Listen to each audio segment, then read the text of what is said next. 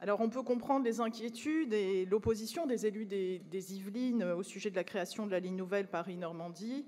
Ce projet en l'état n'est pas satisfaisant, en particulier en raison, vous l'avez rappelé, de son tracé qui ne prévoit pas notamment un arrêt à Mantes.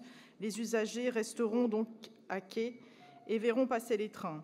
Nous soutenons aussi la demande du tracé en souterrain sur la partie des Yvelines, entre Poissy et Mantes, sur les 25 km prévus en aérien, qui induira un sacrifice des terres agricoles, expropriation, nuisances sonores en perspective, vous l'avez dit.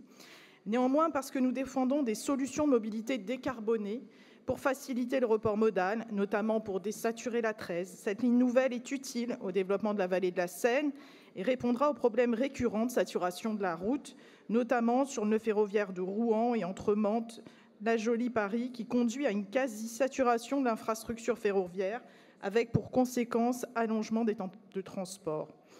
Sur la forme, Madame la Présidente, nous n'approuvons pas la rédaction assez caricaturale de cette motion, qui se veut avec parfois des arguments un petit peu insidieux, et nous regrettons surtout l'absence d'aucune alternative, notamment soit proposée par l'exécutif régional pour améliorer l'axe Paris-Mantes-Rouen. Nous ne cautionnerons pas non plus le jeu de l'affrontement ou de règlement de compte, de concurrence entre régions.